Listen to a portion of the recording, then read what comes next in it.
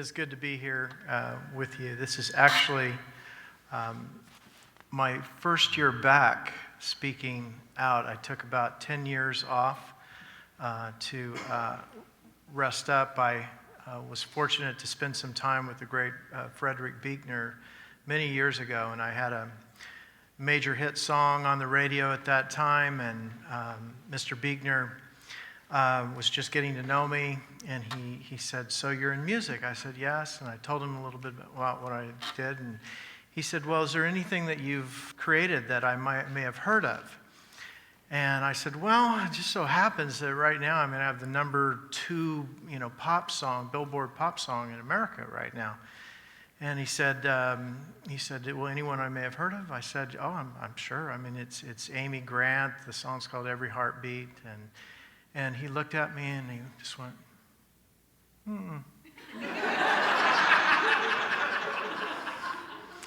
And so I was thinking to myself, in 1992, what kind of rock did you have to be living under to not, and then later, fast forward, 20 years or so, and I was looking for Buechner's rock. I needed to get under it and get away for a time. So here I am to speak on succeeding in the midst of conflict, what I'm calling conflict and creativity. Conflict is a natural byproduct of any sort of sustained work we humans do together. And not all conflict is earth-shattering. Some conflict is like the conflict that's present in music, where there is tension and release, and it's a necessary conflict. It helps musical ideas get from start to finish in a convincing and satisfactory way. And the same can be said about people working together towards some sort of creative end. Necessary conflict and tension helps the creative process. Now, most people don't need a lot of guidance in navigating this sort of minor conflict. It's sort of the stuff of everyday life, isn't it? This kind of musical conflict. But sometimes we need a little bit of a reminder to not get stuck or undone by these small and very temporary conflicts. Perspective is everything. Just like a melody or a chord that is dissonant for a moment, so are our lives. And the tension is only for a moment, and release is coming.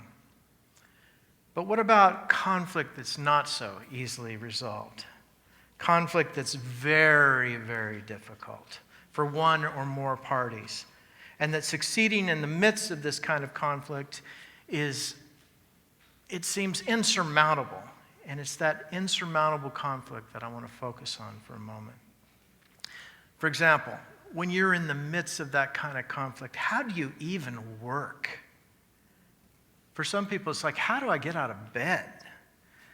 How do you continue to create through weighty, soul-sucking conflict and actually succeed at what you hope to accomplish?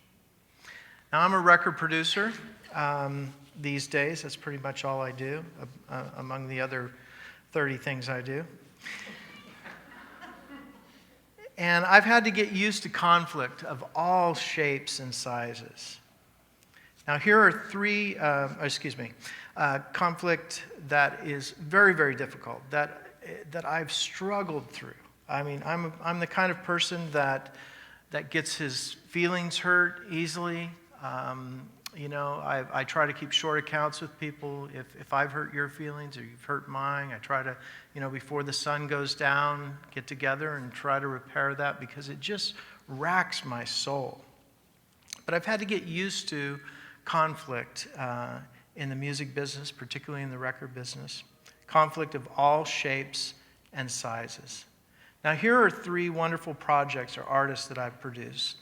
Can we have the slide, please? I'm proud of these artists and projects. This first one, The Lone Bellows, a wonderful band from Brooklyn that I got to work with about a year and a half ago. Fantastic people and musicians. And this next one. This is Holly Williams, the granddaughter of the legendary Hank Williams.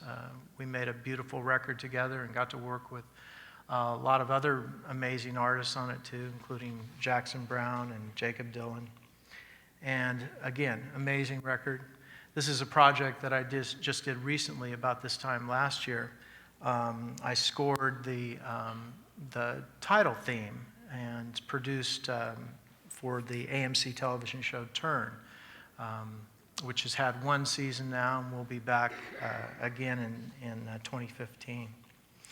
Now, each of these projects were successful, but each of them had some serious major conflict or conflicts. And conflict strong enough that I wanted to quit. That I would say, what's the use of going on? To say, and I said this many times, I've said this to my wife all the time, it's like, I don't need this in my life. You know, and even at this stage of my life to say, like, I'm too old for this. You know, there's got to be a place, you know, Beekner's Rock that I can hide under. But there often isn't. So strong enough for me to want to quit, to say, what's the use, to say, I don't need this in my life. And in each case, I had carefully and lovingly navigated through the conflict in order to successfully finish the creative work. Two of those recordings that I showed you were, you know, Entertainment Weekly's 2013 Country Albums of the Year. And, you know, just very, very successful independent records in the independent alt country and Americana space. But boy, were they hard to make. Boy, were they hard to get finished. Without divulging the private matters surrounding these recordings, I can tell you about the kinds of conflicts that emerge surrounding the making of recordings. Well, first of all, there's business. And with business, I'm talking about contracts and compensation and all of these things, the trouble, mostly due to assumptions, mostly due to undeclared expectations, a lack of empathy, gamesmanship, poor communication skills, and this tried and true old-fashioned greed. Or as I like to say, or differing views of what is fair.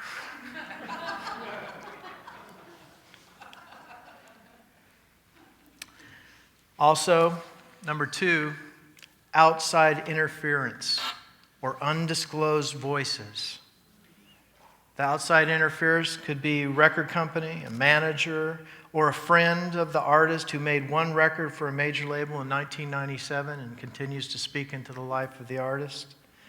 Or it could be the misspent words from a parent, you know, in 2007 that still haunt the artist and basically define every kind of creative endeavor that they do. So there's these voices that are speaking into the project, perhaps that you have no control over. And you're trying to discern what they are. Why is this going off the rails like this? And then number three, there's conflict totally unrelated to what you're doing with the conflicted parties. Conflict completely unrelated to the creative endeavor. And most of the time, this is psychological health. It has to do with deep, deep issues that really you have no business knowing about until you create this intimate bond between artist and producer. And then you know. And then it's too late. You know. And then number four, there's just the standard creative differences that take every possible shape. Every possible shape. So despite these conflicts and difficulties in these three recordings, none could compete with the challenges of this next one.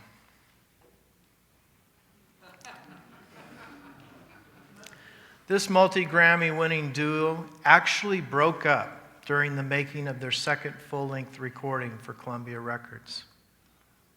And by broke up, I mean not speaking to each other. And certainly not working on their new record in progress. And I'm not speaking out of school here. I mean, you can Google this. It's all over the internet. Every major publication. As the New York Times reported, quote, "These are the moments when you perhaps regret naming your band the Civil Wars."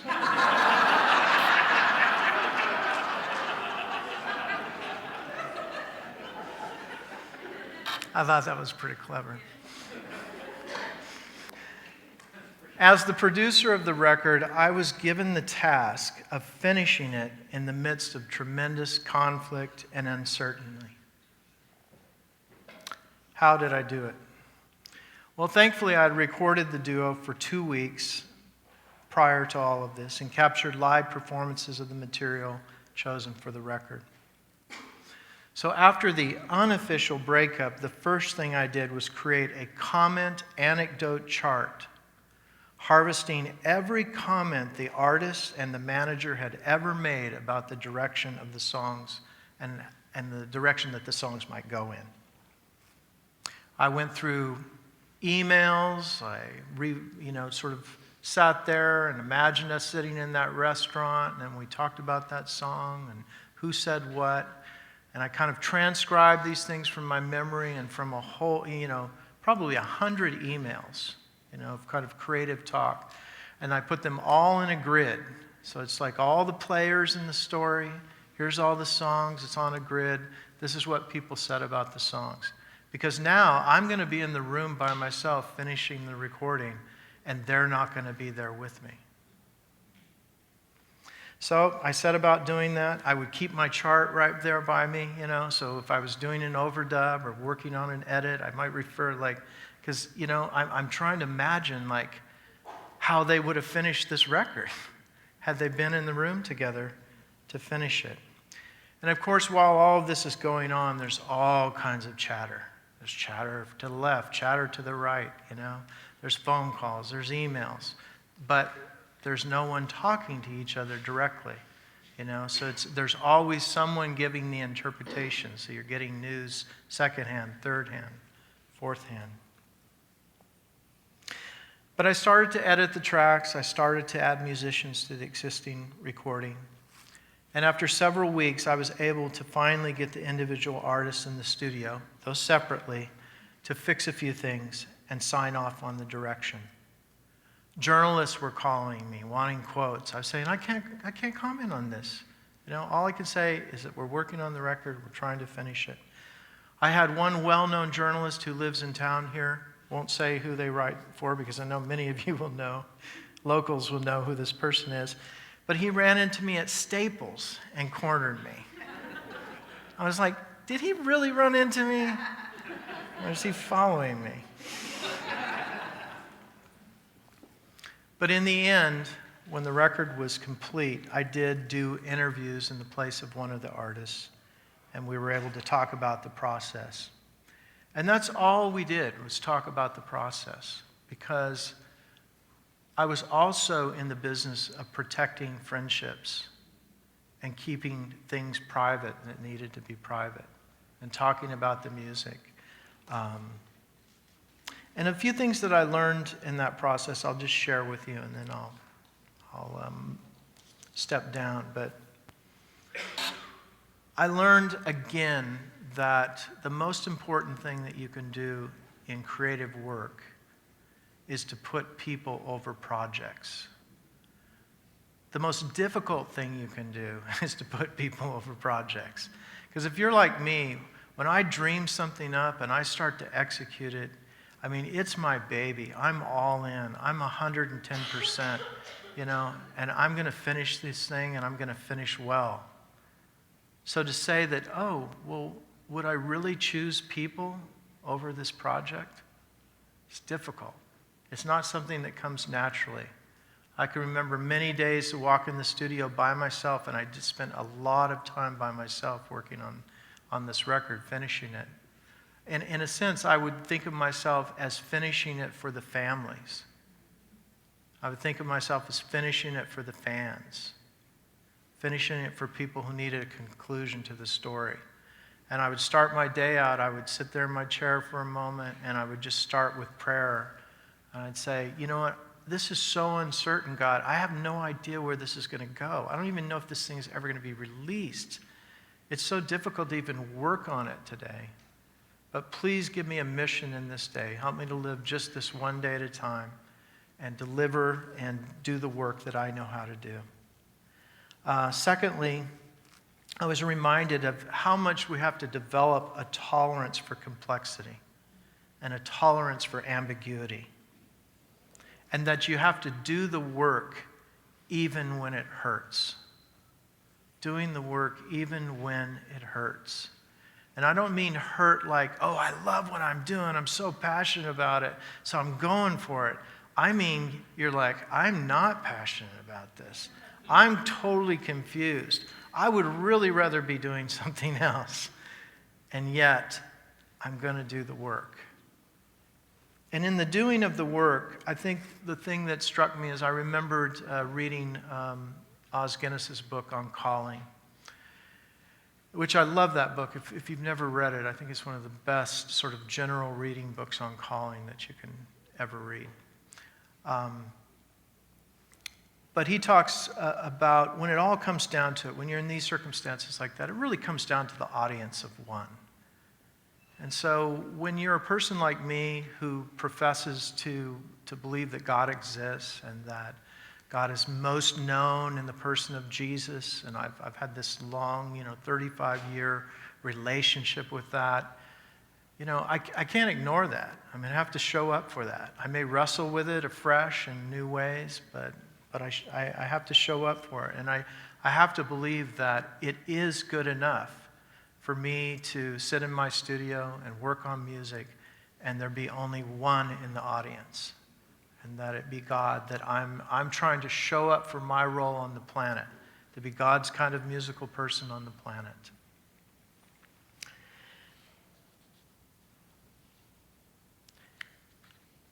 Emotions. Oh my gosh. I just realized again, you've got to get them out. I thank God for my wife, Andy, and for her patience with me through these kinds of conflicts, because it's like sometimes you just have to go in and talk about it again about the 99th time and have somebody listen to you and have you vent, and because you don't want to keep those emotions inside. You don't want them to become an anger that's going to blow up later. You can't navigate conflict when you're just filled with anger that has no resolve. And so this project reminded me that I've got to feel my anger, I've got to express my frustration and my disappointment, and even with my colleagues, that I've got to. It's not showing a weakness for me to say that, like, hey, I'm very frustrated by this experience, and I'm going to need a little help with it.